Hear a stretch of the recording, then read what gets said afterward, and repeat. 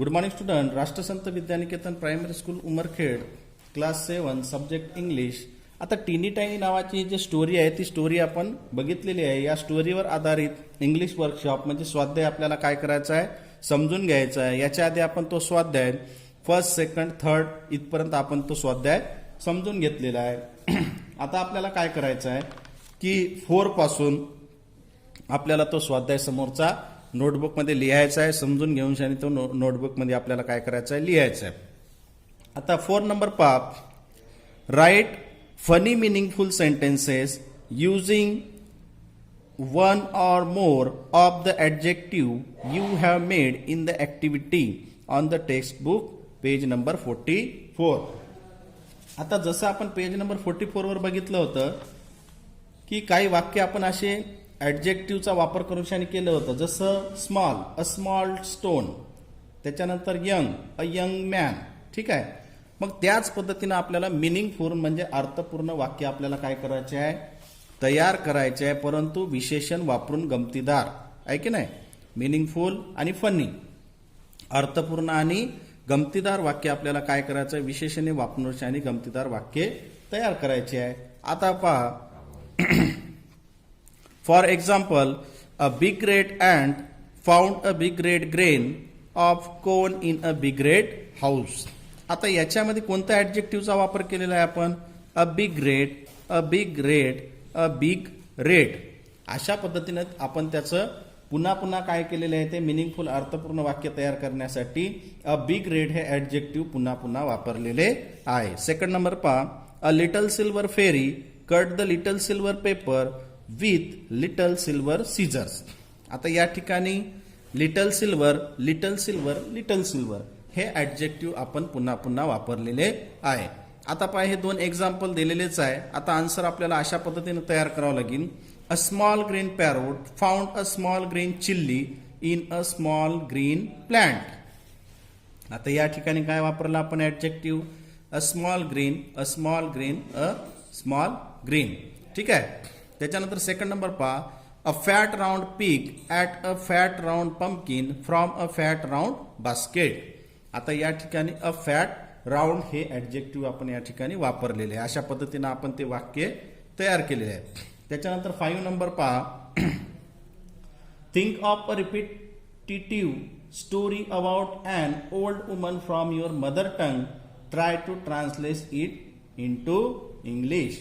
म्हणजे काय सांगितलेलं आहे या ठिकाणी की एक मराठीतली जी स्टोरी आहे, कथा आहे, ती कथा तुम्ही ऐकलेली आहे. ती कथा मदर टंग मधली कथा म्हणजे तुमच्या मातृभाषेतली कथा तुम्हाला काय करायचं आहे, इंग्लिशमध्ये ट्रान्सलेट करायची आहे. जसं आता एक चल रे भोपळ्या टुनुक टुनुक ही गोष्ट तुम्हाला आठवायची आहे. ठीक आहे.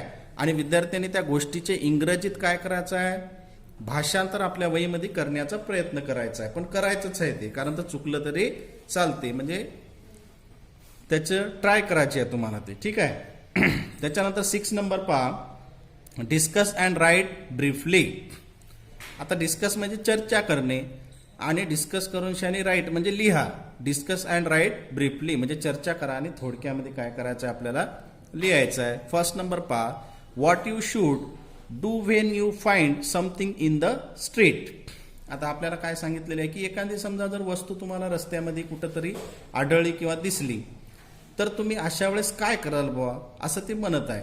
मग आपण काय करेल, if I find anything in the street I would think carefully before I touch it. म्हणजे ते स्पर्श करण्यापूर्वी आपण काय करायला पाहिजे, काळजीपूर्वक ती वस्तू कोणती आहे ते बघावं लागेल. त्याच्या व्यतिरिक्त आपण त्याला टच करू नये, कारण तर कोणती वस्तू धोकादायक असू शकते. आपण बऱ्याचदा टीव्हीला ऍड वगैरे बघतो, आहे की नाही. Because it might be dangerous to touch or lift and unknown things. म्हणजे काही काही वेळेस काय होते की अनोळखी वस्तूला स्पर्श करू नये, कारण अनोळखी वस्तू धोकादायक असते. So I want touch it though it is attractive or valuable. म्हणजे त्यामुळे त्या वस्तूला टच करणार नाही.